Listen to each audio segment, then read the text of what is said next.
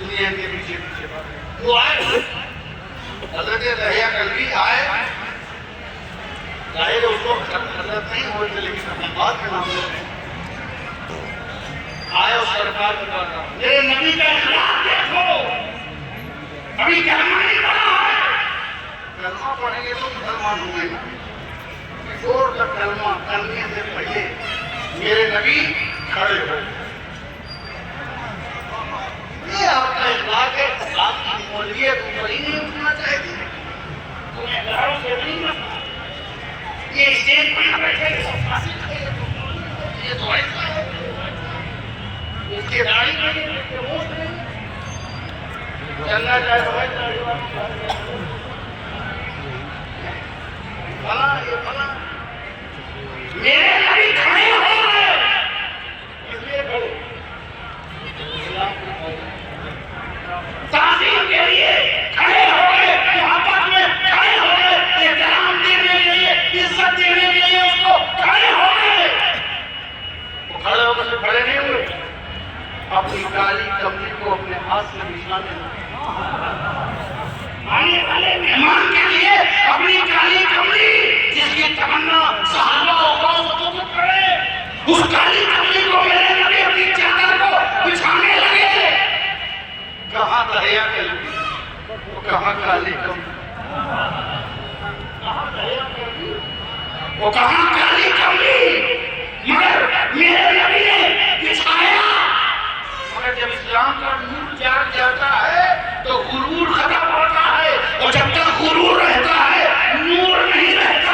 نور جاگ گیا. انہوں نے کہا یا رسول اللہ یہ کیا کر رہے ہیں آپ, یہ میرے بچھانے کے لیے نہیں ہے, یہ تو میری آنکھوں سے لگانے کے لیے ہے, یہ تو سینے سے لگانے کے لیے ہے, یہ تو چومنے کے لیے ہے, یہ تو تبرک حاصل کرنے کے لیے. پتہ یہ چلا کہ اگر رسول عزت دے رہے ہیں تو ایسا نہیں وہ بن کر کے بیٹھ جائیں کہ میں رسول اپنی تواضع دکھا رہے ہیں اور دہیا کلبی اپنی عاجزی دکھا رہے ہیں, محبت دکھا رہے ہیں. یا رسول اللہ یہ میرے بیٹھنے کے لیے نہیں ہے, یہ میرے چومنے کے لیے ہے, یہ میرے چومنے کے لیے ہے.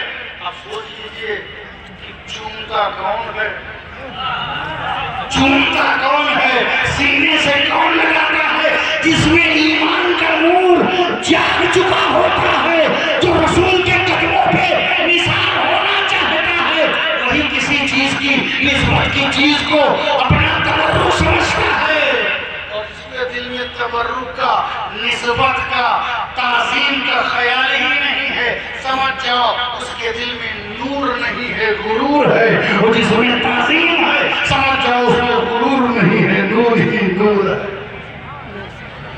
آپ ایمان لے, کلمہ پڑھیے. کلمہ پڑھنے کے بعد رونے لگے, رو رہے ہیں اور رو رہے ہیں. رونے کا تسلسل جاری ہے, کریا ازاری ہچکیاں والی. سرکار نے کہا ہے دہیا کلبی آپ کیوں اتنا رو رہے ہیں, اب تو اسلام لے آئے, آپ مومن ہو گئے, اتنا کیوں رو رہتا حضور. میں سوچتا ہوں کیا اللہ تعالیٰ میرے گناہ معاف کرے. کہاں کیوں نہیں معاف کرے, کیا میرے گناہ معاف کرے گا. میرے اتنے گناہ ہیں, ایسے ایسے گناہ ہیں کہ پتہ نہیں خدا معاف کرے گا کہ نہیں معاف کرے گا. معاف کرے گا لیکن ہے کرنے سے وہ تو پورے گناہ کیا. میں نے 70 بیٹیوں زندہ تربوش کیا ہے. قبیلے کی 70 بیٹیاں میں نے زمین کے نیچے گاڑ دی ہیں. شرم و حیا کی بنیاد پر سرکار حیرت زدہ رہ گئے, سکتے میں آ گئے. سرکار رونے لگے. آپ پر حیرت اور کینہ کا عالم جاری ہو گیا, یہ کیسا ظالم انسان ہے.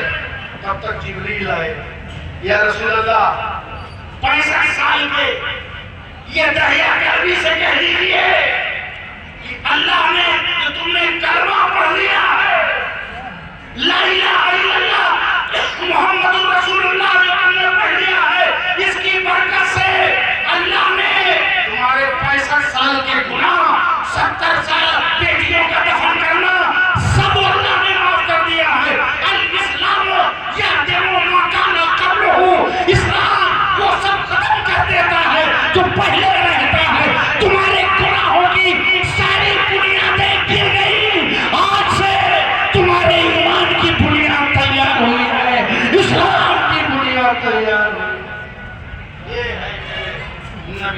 دعا، میرے نبی کی دعا، تم تو مرے ہو، تم آگے تو کوئی بات نہیں، یہ ہے میرے نبی کی دعا۔